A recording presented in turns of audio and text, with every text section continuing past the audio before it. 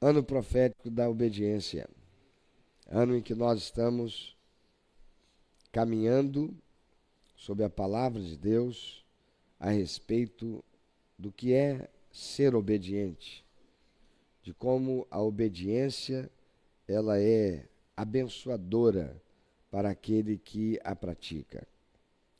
E nós hoje vamos dar continuidade à nossa série sobre obediência prática, aquela que sai do campo das ideias e se torna um estilo de vida para o crente, um estilo de vida para aquele que ama e teme a Deus. Irmãos, uma das coisas piores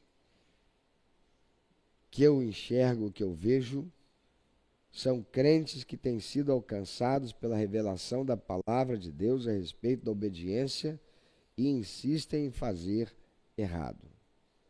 E por que fazem errado?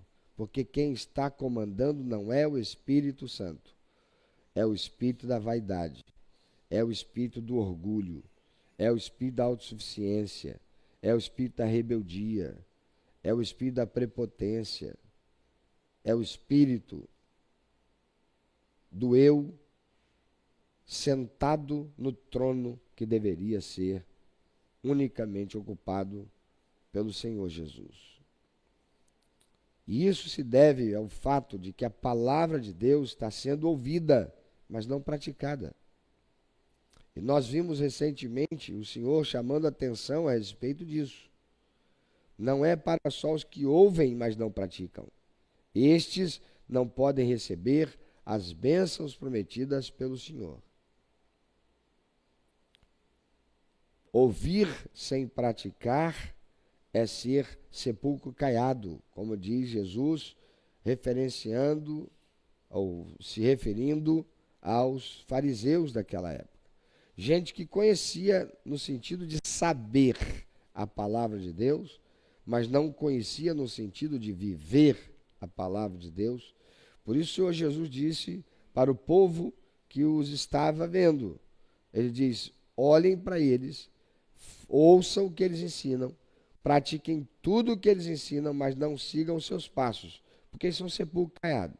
São bonitinhos por fora, eles sabem exatamente o que dizer, eles sabem exatamente o que ensinar da palavra, mas não a vivem.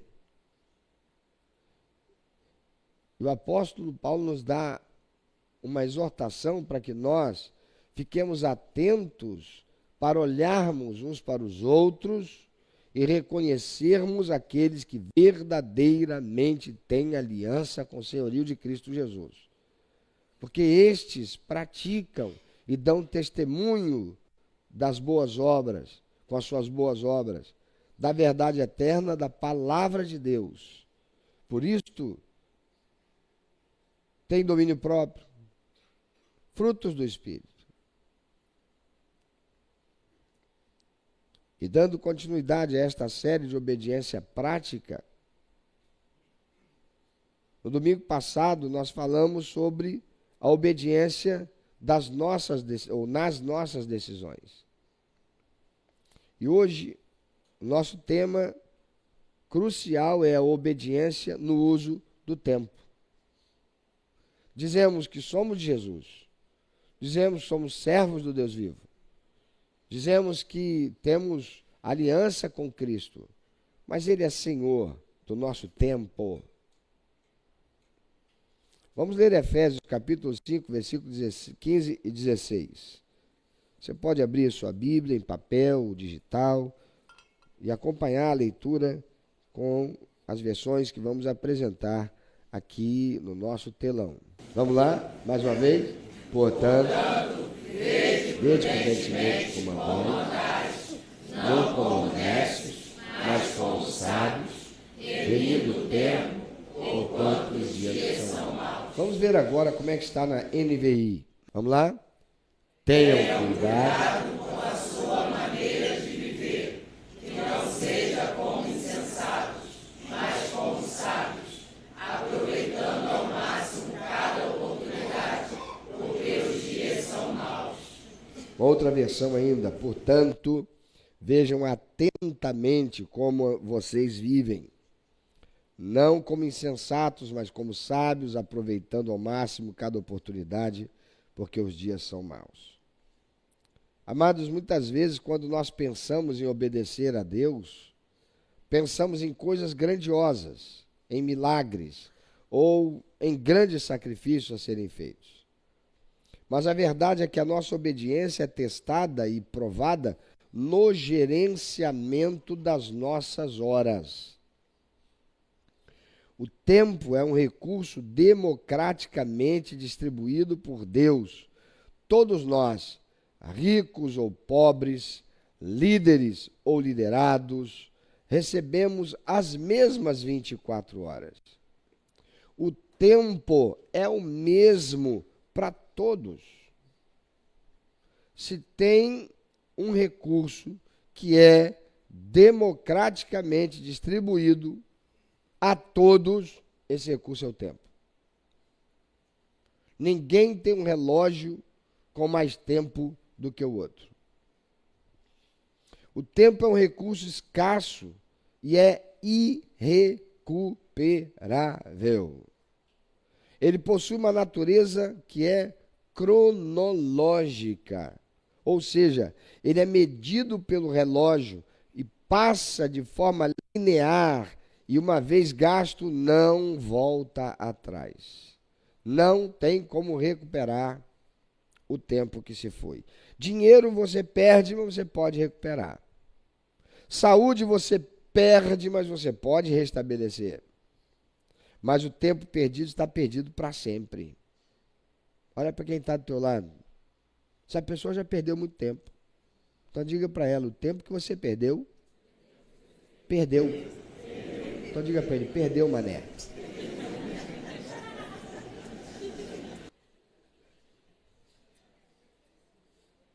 Perdeu.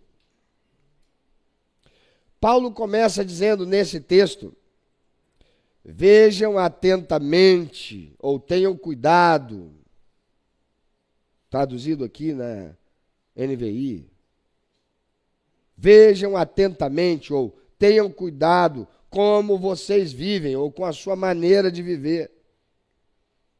Na língua original em que o Novo Testamento foi escrito, o grego koiné, a palavra usada aqui, ela carrega a ideia de precisão. Tenham cuidado, vejam atentamente. Ela tem essa ideia de precisão, de olhar com exatidão, como quem caminha por um campo minado ou por uma corda bamba. Se você vai caminhar por um caminho, uma trilha no campo, e você sabe que há espinhos, há espetos, que você pode machucar o pé, você vai olhar e procurar ver direitinho onde você vai colocar esse pé para não machucar. Paulo faz um contraste entre dois tipos de pessoas nesse texto. Os insensatos ou nécios, dependendo da versão que você leia, e os sábios. Quem é um insensato ou nécio? É aquele que vive no piloto automático. Ele não reflete sobre a vida, apenas reage aos estímulos. Ele gasta o tempo como se o amanhã na terra fosse infinito. Deixa a vida me levar, a vida leva eu quero é viver intensamente. Esse é o insensato. Esse é o nécio. E quem é o sábio? O sábio, por sua vez, entende que o tempo é um depósito sagrado. Você pode repetir isso? O tempo é um depósito sagrado. É um empréstimo de Deus. Diga, tempo é um empréstimo de Deus. O que você tem feito com ele? Você tem usado ele como um nécio ou como um sábio? Nós fomos comprados pelo preço do sangue do Senhor Jesus. Amém? Portanto, não podemos nos portar como meros voluntários que doam um tempo livre como convém. Não podemos fazer isso. Sabemos, portanto, que o nosso tempo não nos pertence. Ele não é meu. Ele não é seu. se dizemos somos de Jesus, porque fomos comprados pelo preço precioso do seu sangue derramado na cruz do Calvário para a minha salvação, o meu tempo, que eu digo meu, não é meu, ele é de Deus, como tudo mais que eu sou. Dizer que o tempo é meu e eu faço com ele o que eu quiser é uma expressão que denota a rebelião contra o senhorio de Cristo Jesus. A nossa agenda deve ser submetida à vontade do Mestre. Quem é que manda na tua agenda? Quando você faz sua agenda, você coloca ela diante do Senhor?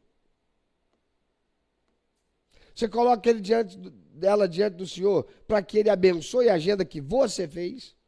Ou você busca sabedoria em Deus e a direção do Espírito para fazer a sua agenda de vida? Esse ano eu vou viajar para onde eu quero. Gatal.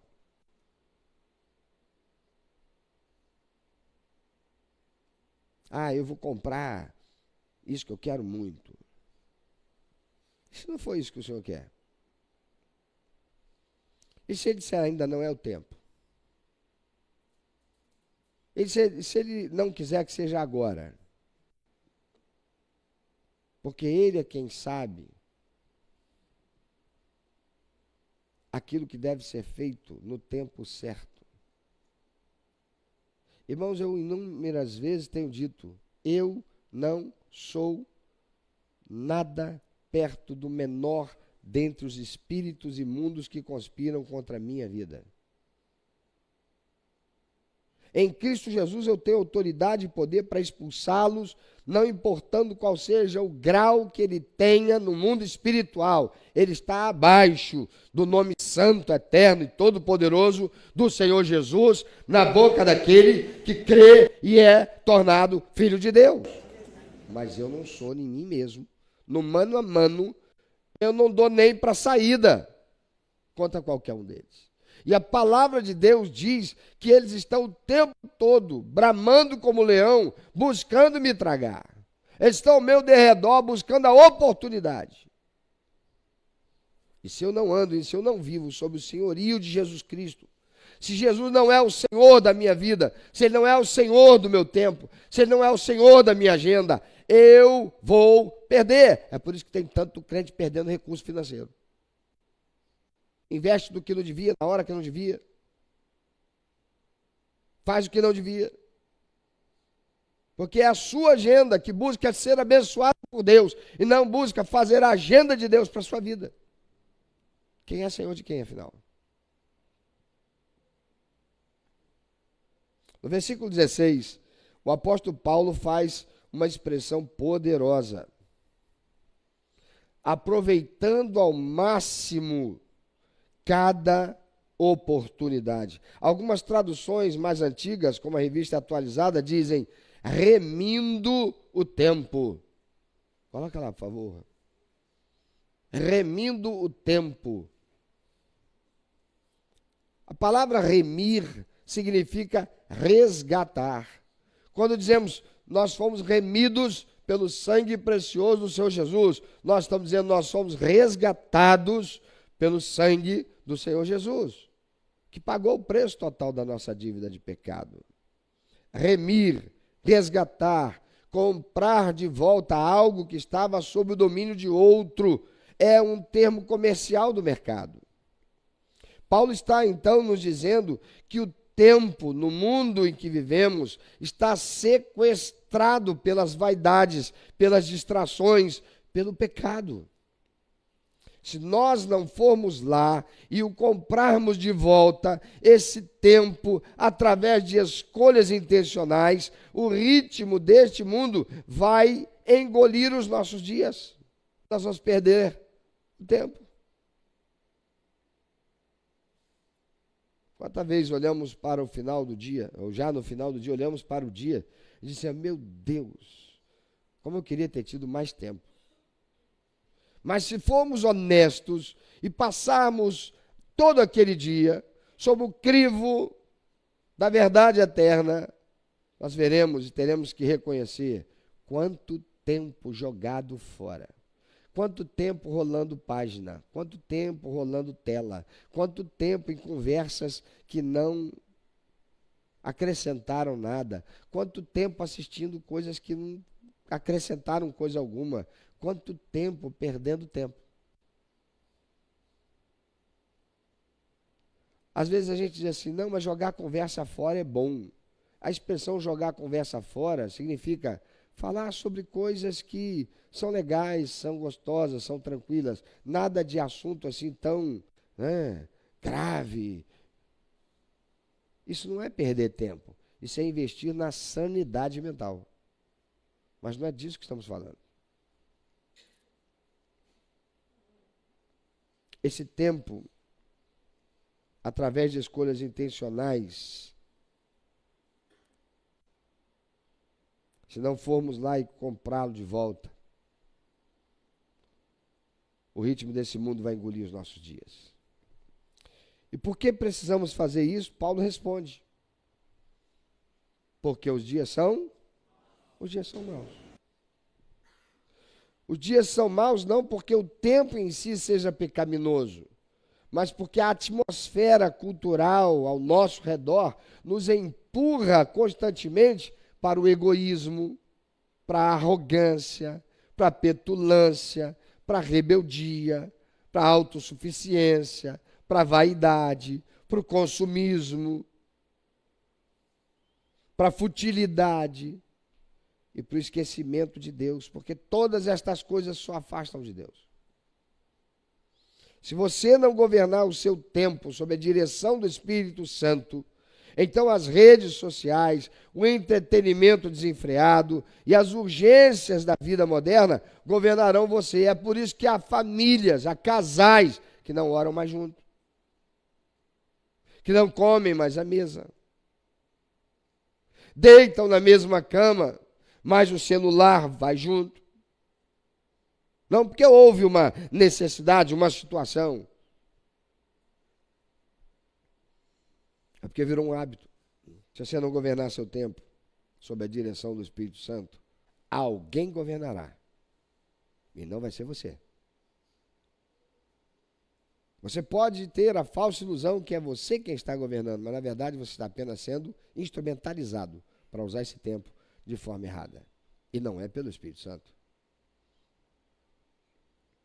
É uma ilustração tantas e tantas vezes mostrada, apresentada, e ela é muito simples, mas coisas simples muitas vezes são esquecidas por nós, e elas têm uma mensagem, carregam consigo uma mensagem extraordinária. Eu vou trazê-la à sua memória, talvez alguém não a tenha visto, mas se você já a viu, vai ter de modo muito prático e claramente compreendido aquilo que está sendo dito pelo apóstolo Paulo. Imaginem que a nossa vida é um grande pote de vidro transparente. E ao lado desse pote nós temos três coisas: pedras grandes, cascalho miúdo e uma porção de areia. As pedras grandes representam as prioridades divinas, nosso relacionamento com Deus, oração, leitura da palavra, nossa família, nosso serviço na igreja, como servos, e a nossa saúde. O cascalho miúdo representa as nossas responsabilidades diárias, o trabalho, os estudos, os compromissos sociais. A areia representa as distrações, o tempo nas telas, os hobbies em excesso, as conversas fiadas. E se você começar escolhendo encher o seu pote de vidro com a areia das distrações, e só depois você colocar o cascalho do trabalho, quando você tentar colocar as pedras grandes da vida espiritual, da família, da saúde, elas simplesmente não caberão no pote. Não caberão. O pote vai transbordar. Não vai caber tudo lá dentro. A sabedoria bíblica nos ensina a investir primeira ordem. Primeiro nós colocamos no pote as pedras grandes, aquilo que é eterno, que glorifica a Deus. Depois, nós jogamos o cascalho e ele vai se acomodando nos vãos das pedras. E por fim, nós colocamos a areia, que preenche os espaços mínimos que restam. Então tudo vai caber no pote da nossa vida. Assim somos nós. A obediência no uso do tempo, irmãos, consiste em definir o que são as pedras grandes da sua vida e garantir que elas entrem no pote primeiro. Para um pouquinho, fecha os seus olhos. Pensa em você como esse pote. O que está ficando lá de fora? O que ainda não te encheu? Essa sensação de que está faltando algo na minha vida é algo que é uma pedra grande, que deveria ter entrado primeiro, mas está sobrando, porque a ordem foi invertida. Volte para mim.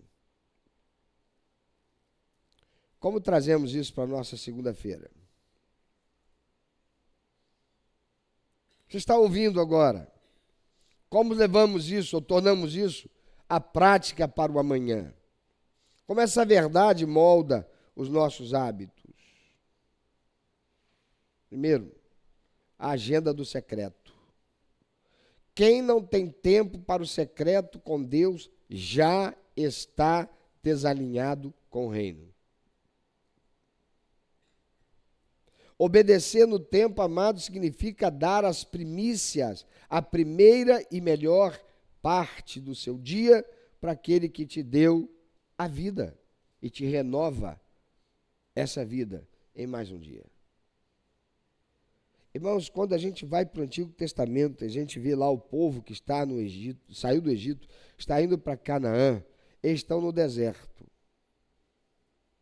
No deserto, eles tinham como plantar? Não. No deserto tinha árvores frutíferas para colher? Não. No deserto tinha alimento para coletar? Não. Mas todos os dias de manhã, a primeira hora do dia, o que é que Deus fazia? Deus mandava o maná. Qual é a primeira coisa que você pensa quando você acorda de manhã? Lavou o rosto, escovou os dentes. É fazer o quê? Lá em casa é fazer o café. Fazer o café, pensa em quê? Café da manhã. Alimento primeiro do dia.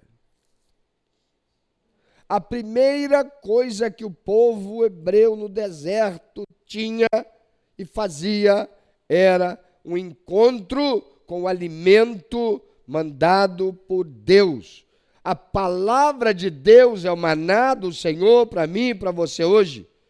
A palavra de Deus é o maná que todos os dias, todas as manhãs, deve estar ali diante de nós para dela nos alimentarmos, para por ela nós termos os nutrientes que precisamos e precisaremos para tudo que enfrentaremos naquele dia. É a nossa oração, a nossa comunhão com o Espírito Santo que nos fortalecerá, que dará a nós os nutrientes espirituais que precisaremos, afetando o nosso ser como um todo, a nossa psique, a nossa disposição para as adversidades, a nossa disposição para enfrentá-las, a nossa coragem e ânimo renovado para aquele dia. Mas se nós começamos o nosso dia de forma diferente,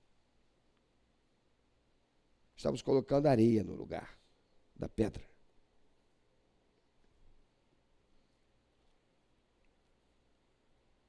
Obedecer no tempo significa dar as primícias do seu dia para aquele que te deu a vida. Quando nós começamos a nossa jornada no caminho da obediência da leitura bíblica, vai olhar lá no meu canal. Quantos acessos à jornada de oração de cada dia? Olha hoje quantas tem. Quanta gente ficou pelo caminho. Quanta gente já morreu no caminho. Nada diferente do que a gente vê no deserto. na trajetória do povo hebreu? Quantos morreram pelo caminho? Quantos ficaram ao longo do caminho? Por quê? Porque ao longo do tempo, trocou a pedra pela areia.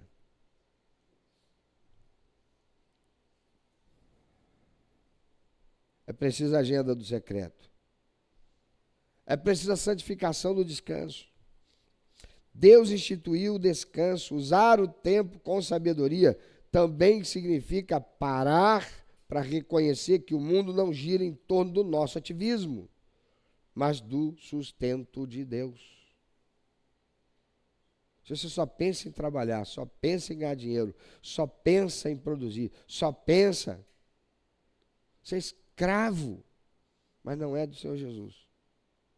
Você diz, eu sou de Jesus, Ele é o meu Senhor, mas você é um hipócrita.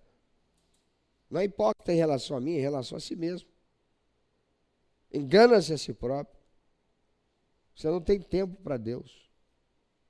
Irmãos, quantos crentes hoje, sendo membro dessa igreja, deveriam estar aqui cultuando a Deus e não estão, não é porque não podem. É porque ontem ficaram até tarde estudando. Tem gente se preparando para concurso, está sacrificando o seu tempo. Não usando o tempo com sabedoria, mas sacrificando o tempo que era para estar com Deus, para buscar, conseguir a condição para passar naquele concurso. E quantos estão até conseguindo passar? E depois que passa, depois que conquista aquela posição, depois de estar naquele emprego público, depois de estar ganhando aquele salário que queria, Deus não mais faz parte da sua vida. Se torna um religioso, alguém que de vez em quando vai no culto, passa a roubar de Deus, não é dizimista, não é um adorador. É um adorador de si mesmo, adorando a Satanás, ainda que não o reconheça. Porque eu sou servo daquele que me influencia.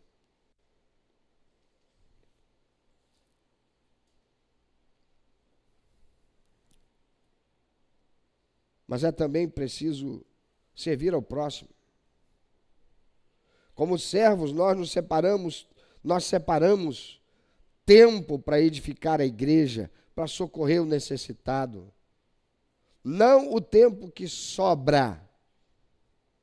Porque ao fazer isto, isso é um ato de adoração a Deus. Servir a Deus é adorar ao Senhor. Porque adorar é o quê? É dar. Mas se eu dou apenas as migalhas do meu tempo para servir ao Senhor, estou chamando o Senhor de mendigo. Não estou dando com excelência. Não estou dando a quem de fato deveria. Estou procurando dar um cala-boca. Cala a boca aí, pastor. Não repara que eu não estou tão presente. Ó, eu vim.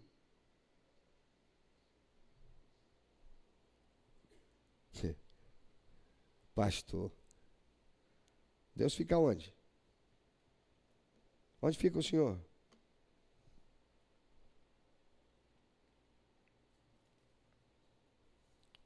É para ser o tempo planejado, não o tempo que sobra.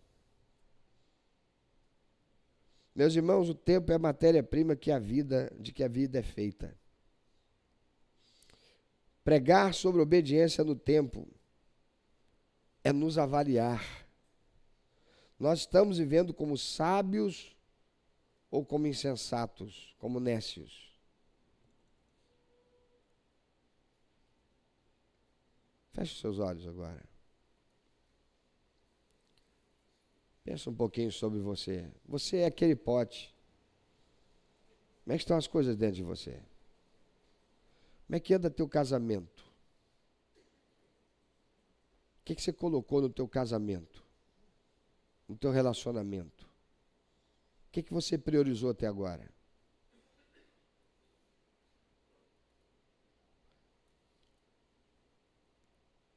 Como é que está o relacionamento com os filhos? O que você priorizou até agora? O que você colocou aí no seu pote? Você que já caminha com Cristo, que se reconhece como servo de Deus nesse lugar, como é que está seu pote de vidro? Está cheio de areia? Você tem vivido estressado, correndo de um lado para o outro, está sempre dizendo, estou muito cansado, mas sem produzir fruto de relevância eterna. Tem gente que já assumiu como um termo de autojustificação, dizer, estou cansado, estou esgotado. E às vezes nem fez tanto para isso. Mas quer acreditar nisso como se isso fosse um atestado de que eu fiz muito.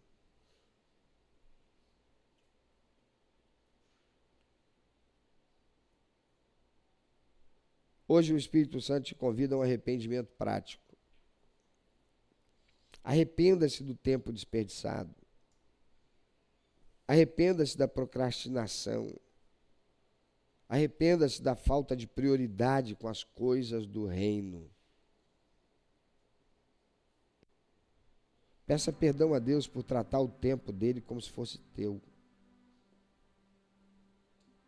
O convite hoje é para você reorganizar a sua agenda sob o senhorio de Cristo. Coloque as pedras grandes no lugar nesta semana.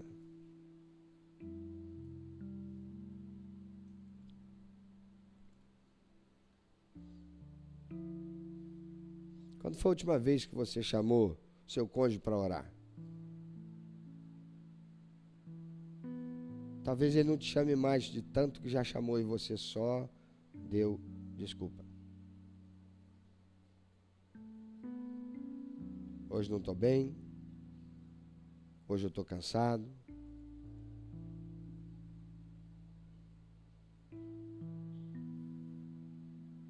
Quando foi a última vez que você reuniu seus filhos à mesa para uma refeição? Sempre correndo, nunca tendo tempo. Você acorda de manhã. Por que você acorda a esse horário? Por causa do compromisso que você tem com o emprego?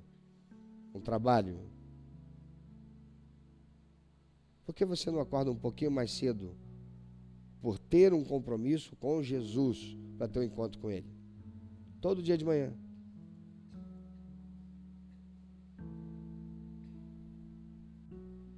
Não deu tempo do cansaço. Deu tempo da primícia. Coloque as pedras grandes no lugar essa semana. E para você que está aqui hoje ou está nos assistindo e ainda não entregou a sua vida a Jesus, eu quero que você preste muita atenção agora. A Bíblia diz em 2 Coríntios, capítulo 6, versículo 2, que hoje é o tempo aceitável. Hoje é o dia da salvação. Você tem gastado seu tempo construindo coisas que vão ficar todas aqui. Você tem corrido atrás do vento, mas a sua vida terrena tem um limite, e esse limite, ele é imediato e desconhecido. Nós não sabemos se teremos o dia de amanhã. O tempo mais importante da tua existência é hoje. Porque é nele que você decide a sua eternidade. Não adia a decisão mais importante da sua vida. Não diga, amanhã eu entrego a minha vida para Deus. Eu tenho ouvido tanta gente falar isso e sepultei tantas dessas pessoas. Ou soube que elas faleceram sem fazê-lo. Por quê? Porque o amanhã não pertence a você. Não pertence a mim, não pertence a elas. Mas se hoje você ouve a voz de Deus, renda-se a Ele. Entrega o controle do teu tempo, da tua história, da tua vida, da tua alma ao senhorio de Cristo Jesus. Receba Jesus como teu único, eterno, suficiente Salvador e Senhor. É mais do que você se tornar membro de uma igreja. Tornar-se membro da igreja é fundamental, porque não existe casamento sem morar junto, sem ter um lar, sem ter uma casa, sem ter uma família, sem ter responsabilidade. Mas entrega hoje tua vida para Jesus e receba-o como único, eterno, suficiente Salvador e Senhor da sua vida. Ele quer te dar uma nova vida, Ele quer te dar esperança que não termina quando o relógio dessa terra parar de bater. Você é amigo do Evangelho, você está sempre na igreja, está sempre participando do culto, mas até agora você não tomou uma posição com Cristo. E o mundo espiritual inteiro sabe que você não é alguém definido por Cristo. E quem não é definido por Cristo está definido com toda a hoste espiritual da maldade, sendo levado daqui para lá e de lá para cá. Jesus quer te dar uma nova vida, Ele quer te dar esperança, Ele quer te dar um recomeço. Quando termina o relógio dessa terra, quando ele parar de bater, você poderá viver a eternidade com Ele no céu. Todos viveremos a eternidade em algum lugar, mas no céu com Deus. Somente aqueles que neste tempo entregaram suas vidas ao Senhorio de Cristo Jesus. E se você deseja entregar a sua vida para Jesus, então eu convido você hoje a fazer uma oração de entrega da sua vida agora. Se você quer fazê-lo agora, se alguém aqui nessa manhã que quer entregar a sua vida para Jesus, dizer: Jesus, eu reconheço que eu não sou senhor do tempo, eu não sou senhor nem da minha própria vida. A verdade da qual eu não posso fugir é de que eu não sou senhor do tempo. Mas eu entrego a minha vida para Ti e Te recebo como único, eterno, suficiente Salvador da minha alma. E faço com o Senhor uma aliança de todo dia, a partir de agora. Buscar viver de modo a dar prazer ao Teu coração. Viver como um filho de Deus, com compromisso com o Senhor. Eu não quero partir dessa existência e viver o tempo da eternidade separado do Senhor. Eu quero partir dessa existência para viver o tempo da eternidade ao lado do Senhor, por neste tempo entregar a minha vida ao Senhor e o Teu. Tem alguém aqui? Levante bem alto o seu braço para fazer uma oração de entrega da sua vida ao Senhor Jesus. Se você está participando conosco pela transmissão, você quer fazê-lo? Então ore agora assim comigo, diga: Deus Todo-Poderoso, Senhor do tempo, eu reconheço que sou incompetente em relação ao tempo e em relação à vida. Sou incompetente para praticar o bem que me faça merecedor da salvação e da vida eterna. Eu creio que o Senhor resolveu esse problema meu, enviando Jesus Cristo a esse mundo,